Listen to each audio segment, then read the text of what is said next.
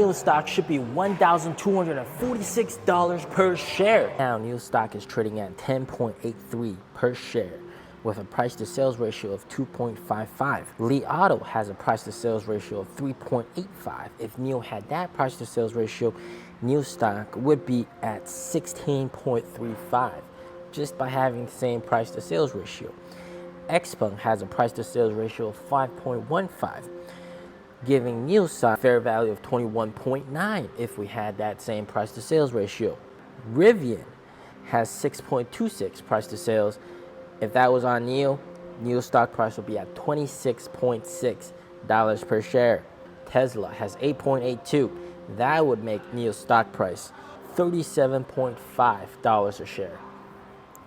Lucid 14.28. That would mean NIO stock price would be at 60.6. And finally, VinFast with their price to sales ratio of 293.38. That means NIO stock price would be at 1,246 with the same price to sales ratio. Now you're asking, how come VinFast has such a high price to sales ratio but NIO doesn't? Well, it's also partially because of the float. VinFast only has a 23 million share float. There's no shares to short. Whereas with NIO, they have a 1.27 billion share float. There's lots of shares that you can short. It's harder to move that many shares upwards. Whereas with 23 million shares, that's super easy for them to push the stock price up. Everybody's buying. There's not enough shares to short. How is NIO going to achieve such high valuations of $1,200? Let me tell you right away, but first you got to understand the main advantages of battery swap. I feel like a lot of people do not understand the 10 main benefits of battery swap. They think it's only time. That's only one of the benefits. Once everybody understands all these benefits, once Tesla buyers understand these benefits, they will undoubtedly buy a NIO, because if you think about it right now, every NIO owner knows about Tesla and chose a NIO over a Tesla. But not every Tesla owner knows about NIO. So the 10 massive benefits of battery swap: number one, as fast as gasoline, 3 minutes. That's the one that you guys all know about. Number two, no range anxiety with 1,600 plus swap stations all over the country. You can pretty much go anywhere. Third, fully automated. No need to get out of the car, no need to lift a heavy charger, no need to touch the disgusting charger or get out on a cold day. Number four, upgradable and rentable. For your daily commute in the city, you can just use a standard range battery, and if you want to go for a long road trip, you can rent a higher capacity battery. Double your range for a single day. You can rent a battery for 1 day. That is the biggest mind-blowing part that most people don't know about. Number five, buy only the car and not the battery, making the car cheaper, and also you get rid of the highest depreciating part of the car, so that's also a very good deal. Number six, always have a safe and health check battery every time you go for a battery swap. That is a health check for the battery, so you can rest assured, know that your car is safe. It's not going to self-ignite because of a bad battery. Number seven, slow charge inside of the swap station, because you're not always fast charging the battery, and this just makes the battery last much longer. To recycle the battery, just go to a battery swap station and swap out the battery, and then they can tow it away. Number nine, grid stability. Offload to the grid when needed, when electricity is in dire need. NIO can do that in as little as 10 seconds. So this is also a very utilitarian benefit to everybody. And number 10, this is something that might happen, but might not always happen, is sometimes battery swap is actually cheaper than charging, which is absolutely amazing. With that in mind, I think NIO can achieve super high stock prices once NIO figures out its secret sauce. And the secret sauce is, of course, a sub-brand car, super cheap vehicle in around 150K-ish RMB, mega cheap to around 200K RMB. That has a decent range, but then also you can battery swap into the super high capacity battery to pretty much double or triple your range. And that would be the secret sauce, is that a cheap EV, a cheap decent EV doesn't have to have crappy range.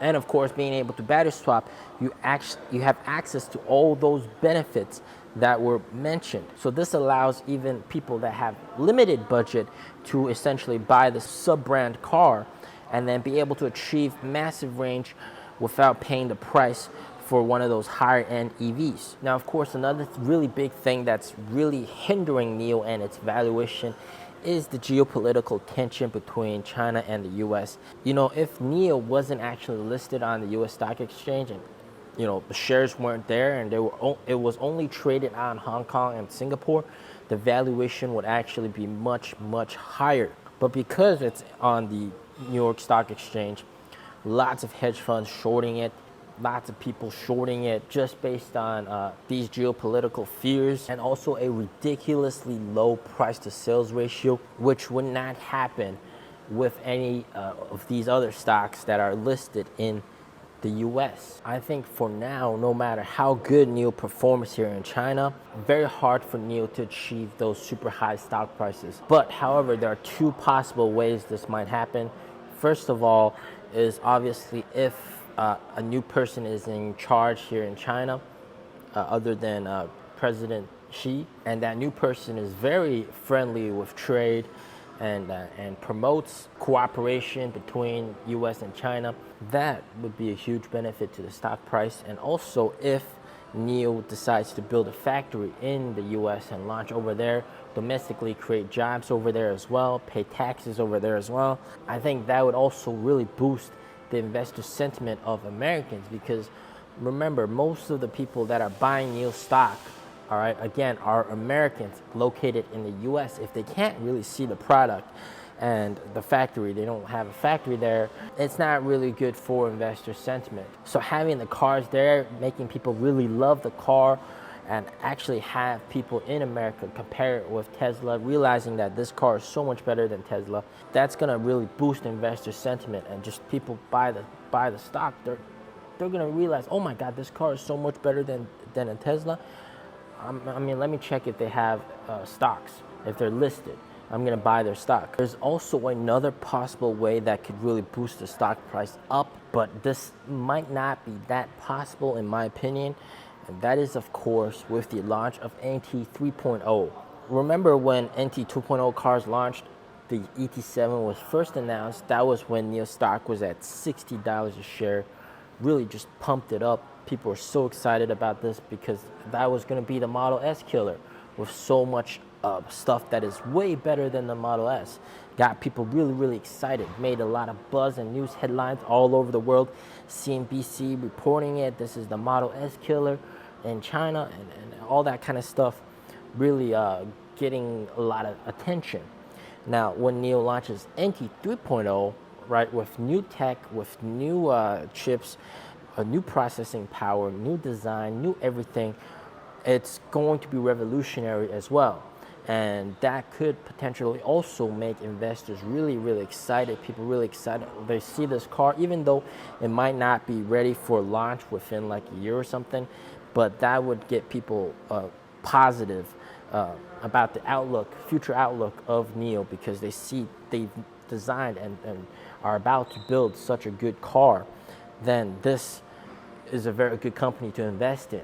And if that were to go face to face with a Tesla, then of course, that car is much better than a Tesla. Boom, this car is going to do really good in the future. So that would also help investor sentiment. Right now, everything lies on the sub-brand because of the price war.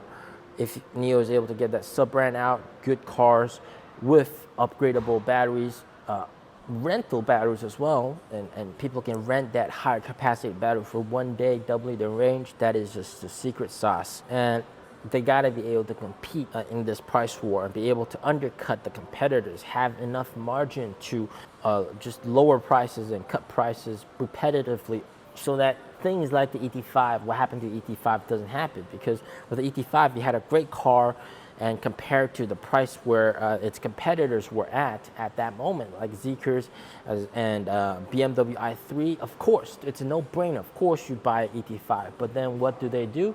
They cut prices like crazy. They cut the prices of the BMW i3 like crazy. They cut prices of the Zeekr like crazy. I mean, like, then it's an unfair match. If you're just trying to lowball the hell out of everybody, then it's hard to compete. And that's why sales kind of went to those other guys. And I made a comprehensive video comparing this, and you guys should check it out in this video. It's over here. But that's the thing, guys. They got to be able to adapt and adjust prices according to the price war. And if they're able to do that and have good product, then of course they're going to sell a ton. Investors are going to be happy. Stock price is going to go up. As always, stay safe, stay healthy. Peace out.